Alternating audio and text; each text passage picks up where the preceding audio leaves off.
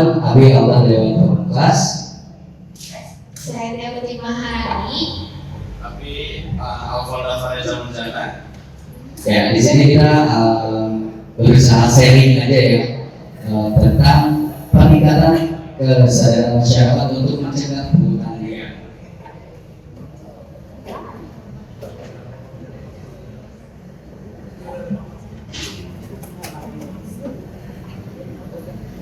Kemudian dari liar, pungutan liar atau biasa disingkat pungli mungkin lebih sering didengarnya pungli ya.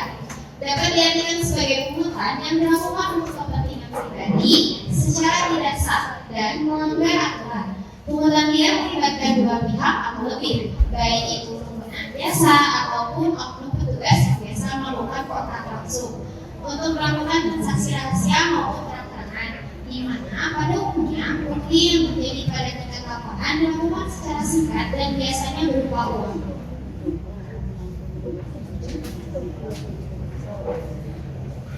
Setelah tadi dibawakan apa itu pungli, sekarang ada faktor penyebab dari pungutan liar itu sendiri. Yang pertama, ada penyalahgunaan wewenang. Yang dimaksud adalah adanya kewenangan seseorang dalam suatu jabatan yang ia miliki hingga melanggar kedisiplinan oleh oknum yang melakukannya. Yang kedua, adanya kejelasan pelayanan sebagai akibat adanya prosedur pelayanan yang panjang dan melelahkan. Ini yang sering terjadi di negara kita, antrinya itu dan ruwet sekali jalurnya gitu kan. Terus yang ketiga ada faktor ekonomi. Penghasilan yang dapat dikatakan tak mencukupi kebutuhan hidup dan tidak sebagai dengan tugas atau jabatan yang dibuat dengan membuat seseorang terdorong untuk kemudian melakukan pungli. Kemudian yang terakhir ada sistem pengawasan yang lemah. Kurangnya pengawasan dan penegakan hukum yang efektif juga memberikan celah bagi praktik pungli untuk berkembang. Baik, sebelum kita masuk ke dalam contoh, itu contoh pungli mungkin perlu kita ketahui mengenai pungutan yang diperbolehkan. Hal ini ditegaskan dalam pasal 37 Permendagri nomor 4 tahun 2016 yang berisi tentang desa dan masyarakat. Pungutan dalam rangka peningkatan pendapatan asli desa dan sesuai dengan kewenangan desa dan desa adat berdasarkan peraturan perundang-undangan. Kemudian ada desa dalam melakukan pungutan atas jasa layanan administrasi seperti pertama itu ada pungutan atas pelayanan surat pengantar, kemudian pungutan atas pelayanan surat rekomendasi, kemudian ada pungutan atas pelayanan surat keterangan, dan kemudian ada pungutan atas pelayanan jual beli, dan ada pungutan atas pelayanan hibah. Kemudian dalam itu ada dasar hukumnya. Itu pada pasal 368 ayat 1 yang dimana berisi barang siapa dalam unsur maksud untuk menguntungkan diri sendiri atau orang secara melawan hukum, kemudian memaksa seorang dalam kekerasan atau ancaman kekerasan untuk memberikan barang sesuatu yang seluruhnya atau sebagian adalah kepunyaan orang itu atau orang lain, atau supaya membuat utang maupun merumuskan piutang diancam para pemerasa dengan pidana penjara paling lama itu 9 tahun. Ya, setelah semua dijelaskan, gimana sih cara mengatasinya gitu kan? Ini mungkin bagi pelayanan publiknya gitu kan cara mengatasinya. Yang pertama, meningkatkan pelayanan publik. Ini yang paling penting.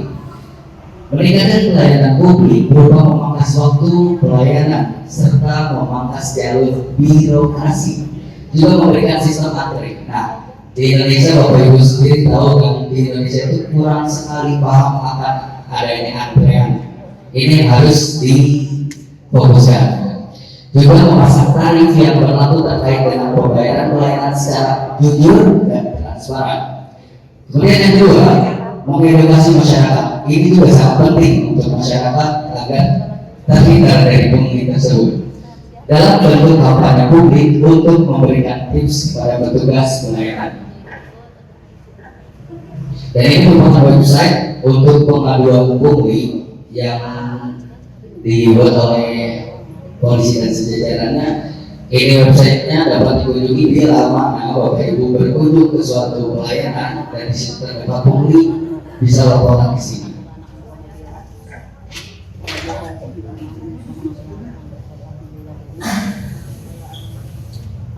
Dari pemaparan materi yang tadi telah disampaikan oleh kami, dapat disimpulkan dalam pandangan ini pungli dianggap sebagai sesuatu yang tidak dapat dihindari atau bahkan diperlukan untuk memperlancar berbagai proses.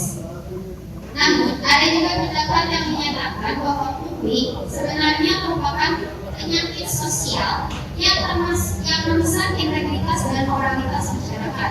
Pungli tidak hanya merugikan secara finansial, tetapi juga melanggar prinsip-prinsip keadilan, kesetaraan, dan keterbukaan. Pandangan ini menekankan perlunya perubahan budaya dan kesadaran kolektif untuk melawan praktik pungli. Dengan mengidentifikasi akar masalah dan mengambil langkah-langkah penanggulangan yang tegas, Indonesia dapat melawan pungli dan membangun masyarakat yang lebih adil dan berintegritas.